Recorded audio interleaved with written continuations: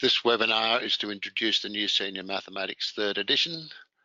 Back in 1993, when the current syllabus was introduced, Bernie Fitzpatrick produced the first new Senior Mathematics. In 2011, a revised 2nd edition was produced by myself with Merv Curran for the Extension 1 and Extension 2 to update the original book with the new format of the exams and what was required. Now, with the new syllabus starting in 2019, new Senior Mathematics 3rd edition will be available to carry on the support provided by these books. There is still some material to come from NESA, so in writing the books, this information was not available. The reference sheets are still to be produced, and based on the reference sheet, the standard exam, these will be fairly small, and there's talk about formulae being put in the exam papers. Thus, in the book, no reference is made to a reference sheet, and everything that is needed is developed. The performance bands are still to come, and when they do come, it would be a good idea to make your own version to show the progression across the different bands, rather than just what is required for each band. Support material is due to come, and in the previous syllabus, this was what was on the right-hand page next to the dot points on the left-hand page. It's not here. Some of it is available, but there is still more to come. The final exam format is being investigated, and the important thing here is that there will be common material between the advanced and the standard course, 20 to 25 marks. So this needs to be taken into account in setting those final examinations. This webinar will be what's new in Senior Mathematics 3rd edition and an overview of the series. The changes: there's been quite a bit of material removed from the course, some of it because it's covered in stage 5 and is assumed knowledge. Plane geometry, midpoint and distance between 2 points. The perpendicular distance of a point from a line is no longer there, and thus any coordinate geometry questions you use that depended on this in the past now have to be either including a right angle or perpendicular distances from the axes. So be very careful in the questions you make up. The work on locus, equations reducible to quadratics, the sign of the quadratic function, and the identity of quadratic expressions have all been removed. The parabola as a locus is no longer there. Approximations when x is small in trigonometry have disappeared. Coordinate methods in geometry, which was an application, has now gone, has Simpson's rule. So the trapezoidal rule is the only approximate method of integration to remain. And this also is common with the general course. Some of the material from the mathematics course has gone to the Extension 1 course. Nonlinear inequalities, relationships between roots and coefficients, applications of the logarithmic function, particularly in finding volumes, and volumes of solid revolution, along with exponential growth and decay. So the exponential function is still there, and applications involving evaluating, integrating, differentiation is still there, but the application, exponential growth and decay, is now in Extension 1. The Mathematics Advanced course. What's new? Looking at y equals k on x and working with inverse variation. The use of logarithms in science, discrete probability distributions, and descriptive statistics. Graphing techniques using transformations, investment and loans, and the standard approach with tables. The table approach certainly will be part of many of the exam questions, I think. Bivariate data analysis, random variables, practical applications across all topics. Prior to 1983, the term sequence was in the syllabus. It disappeared, but it now reappears in the current syllabus, rather than just series on its own. Cubic polynomials and 3D trigonometry have been introduced from what was in the Extension 1 course. Applications to calculus to the physical world try again. Applications of calculus to the physical world no longer exists as a topic, but is throughout the course as applications of differentiation and integration when that new material is taught. And the one to be aware of, the equation y equals mx plus c is back from what was previously y equals mx plus b. One of the problems with the new syllabus was the fact that it didn't repeat a lot of algebraic techniques and skills from stage 5. It was deemed they'd been learnt. In the first chapter, the early sections are actually a revision of this stage 5 material. And if your students don't need to do it, you start further on. But if the need arises, the revision material is there. The same in chapter 3, the further algebraic techniques. The early work is again revision of what should have been learnt in stage 5, but for many students this is not the case. So the teacher makes the decision where to start your students, which may be different for different students in the same class. Some of the new topics. The chapter 10 is discrete probability distributions. Chapter 11, descriptive statistics. Chapter 15, graphing techniques. And some of the skills here were in the old Extension 1 course. Chapter 19, completely new, bivariate data analysis, and Chapter 20, random variables. Again, new material. A summary of what's in these new chapters. In Chapter 10, discrete probability distributions covers discrete random variables, expected value, variance, and standard deviation of the discrete probability distributions, the uniform distribution, and distributions in practical situations. So again, looking at how to apply the knowledge that has been learnt.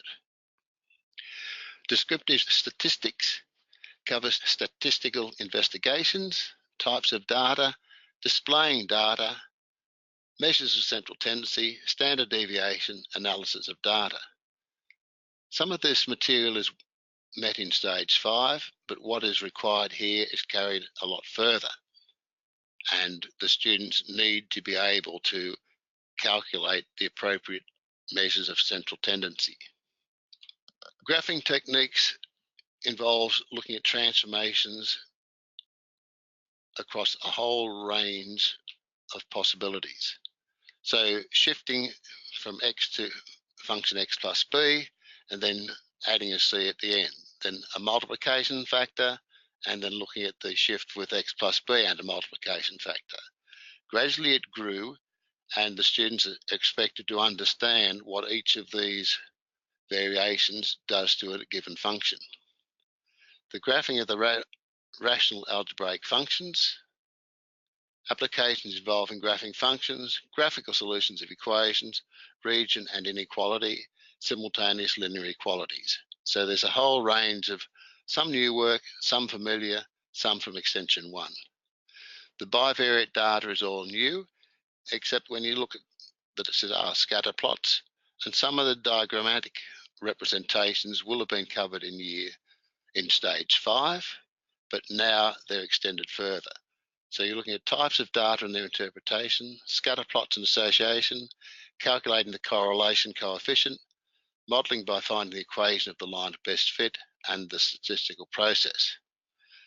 The correlation coefficient can be calculated using a calculator, and students need to be aware of how to use their calculator. The modelling by the line of best fit. What is required is still to be decided, but they should be able to use the formulae to find the equation of the line of best fit and use their calculator if they have one that gives you that information. Random variables, the continuous probability distribution. Now we're going to start using integration as well on some of these. The normal distribution and the standard normal distribution. Since the students don't have graphics calculators and they're not going to use tables from the normal distribution, a lot of the application will be limited to the standard percentages for 1, 2, and 3 standard deviations from the mean. At times in writing this book, it was unclear the exact depth to which topics would be taken, and sometimes even whether something was to be included. And when this information wasn't forthcoming from NESA, the normal response was, it will be clear when the support material comes out. I played safe and put things in that I thought were meant, so that if at the end of the day in the latest support material it is not needed, then the teachers can make the decision. But if it is needed, it's there and available for everyone to use. Some of the material in the Extension 1 syllabus comes from the old mathematics syllabus. Some of the graphing techniques comes from Extension 2. Those people who've been around long enough will remember that prior to 1983, products as sums and differences was in the syllabus. It disappeared in the current syllabus. It's now back again. The pigeonhole principle is formally stated, and you're required to look at when induction does not work, as well as being able to use induction. 2D vectors and differential equations are all new.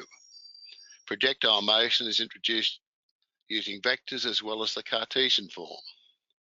The mean and variance of the binomial distribution is new, and the normal approximation for the sample proportion is also something new. What's gone? The circle geometry.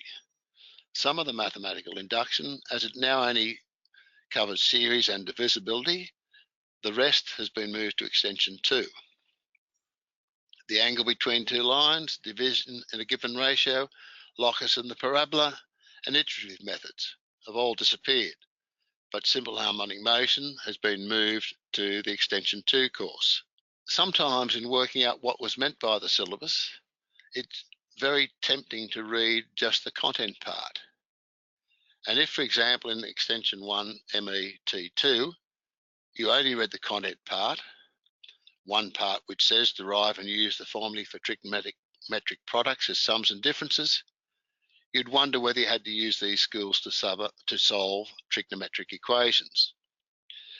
To answer that question, you need to read the outcomes and the subtopic focus that comes with this content. And once you do, it's obvious that these skills are to be used to solve trigonometric equations. Throughout the whole syllabus, don't just read the contents, read the whole of the information there to decide what is meant to be covered by this part of the syllabus. The new topics in Extension 1, graphing of functions, with some of this coming from the old Extension 2 course, proof by mathematical induction, vectors in 2 dimensions, differential equations, and this really is probably going to be the hardest part of the whole course, motion, forces and projectiles, and the binomial distribution. Graphing functions, if you've taught the Extension 2 course, some of these parts will be familiar to you. Reciprocal functions, square root functions, absolute value functions. Graphing polynomials by adding ordinates. Graphing polynomials by multiplying ordinates. And the parametric form of a function or relation.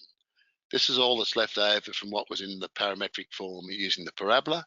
It now goes on a much more general approach to mathematics. Proof by mathematical induction is introduced by the nature of proof by induction, then induction involving series, proving divisibility by induction, and the hardest part to justify at times is when induction doesn't work. So looking at situations where the students might try induction, but it will not work for them. Vectors in 2 dimensions. The notation suggested is using bold or using a tilde underneath an italic letter. Students can't write in bold, but they can write using a tilde under the italic letter, and that is the notation used throughout this book. You also have the notations of a row vector, a column vector, and the IJ notation in 2 dimensions. So you have vectors in 2 dimensions, vectors in component form, which is the IJ notation, the scalar product of vectors, projection of vectors, and vectors in geometric proofs. Vectors in geometric proofs require the knowledge of a lot of the plane geometry from stage 5. And in particular, that link to the scalar product is very handy when you start to find whether lines are parallel or perpendicular. And if you're looking at some of the quadrilateral family, this is the basis of all your proof. so that revision of some of the basic quadrilateral properties will be needed for the students here. Differential equations. When you start teaching the indefinite integral in the advanced course, it will be a good idea to start talking about an equation giving you the integral, giving you an expression plus c as being a general solution to a differential equation, and when the value of c is evaluated, as a particular solution. If this language is introduced then it will make it easier when you meet the formal differential equations for your Extension 1 students. The new work there in particular is direction fields, and that will take a little bit of care in interpreting what it all means and finding the right technology to draw up direction fields if you make up your own questions.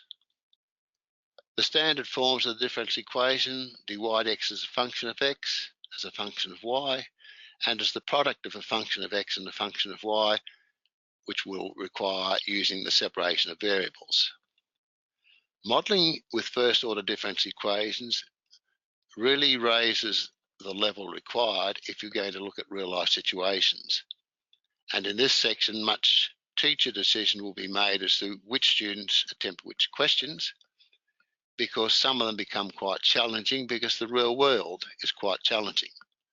So not all the questions are meant for all the students, but the best students will really enjoy the challenge provided in some of the questions here.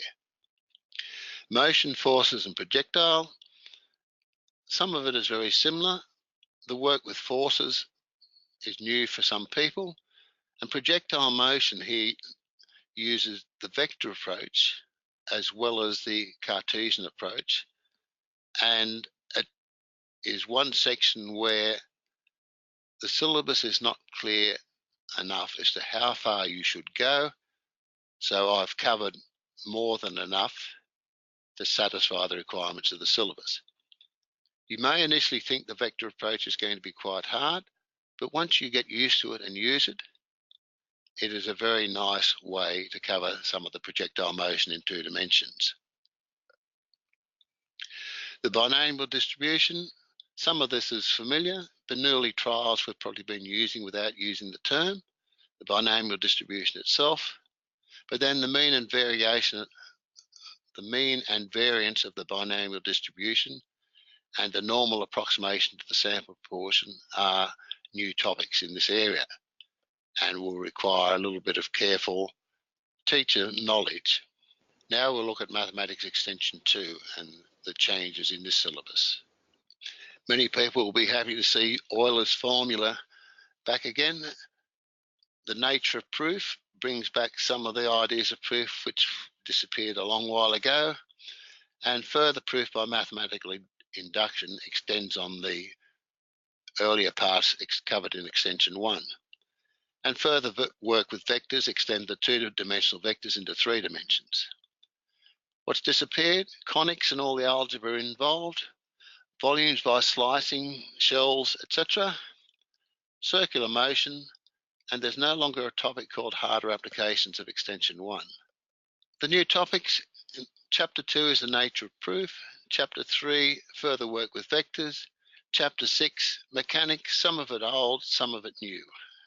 The nature of proof starts off with the language logic of proof and some of the shortcut notations which can be used. The method of proof, inequalities will be familiar. Mathematical induction covers harder questions and what has been moved from Extension 1 to Extension 2, and then a variety of other induction questions. The final application is using induction to prove first-order recursive formulae, which has been seen before.